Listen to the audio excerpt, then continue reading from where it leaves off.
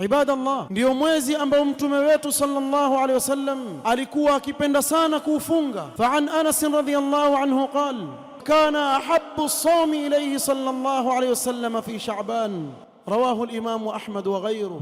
Anas radhiyallahu anhu asema saumu iliyokuwa ikipendeza zaidi kwa mtume sallallahu alaihi wasallam ni kufunga katika mwezi wa Sha'ban, na hili alilieleza siri yake mwenyewe mtume Muhammad sallallahu alaihi wasallam في حديث أسامة بن زيد رضي الله عنهما قال سألت رسول الله صلى الله عليه وسلم أو قلت يا رسول الله لم أرك تصوم من شهر من الشهور ما تصوم من شعبان. يا رسول الله sijakuona ukifunga katika mwezi wowote kama unavyofunga katika mwezi wa Sha'ban. قال ذاك شهر يغفل الناس عنه بين رجب ورمضان.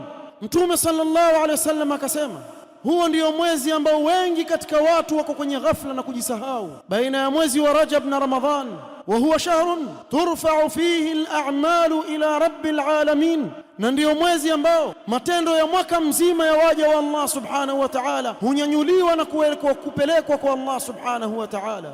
Wa uhibbu an yurfa'a 'amali wa ana sa'im, rawahu an-Nasa'i. Mtume sallallahu alaihi wasallam asema, na mimi napendelea zaidi ziwe amali zangu zitanyanyuliwa mbele ya Allah subhanahu wa ta'ala nikiwa katika hali ya saum.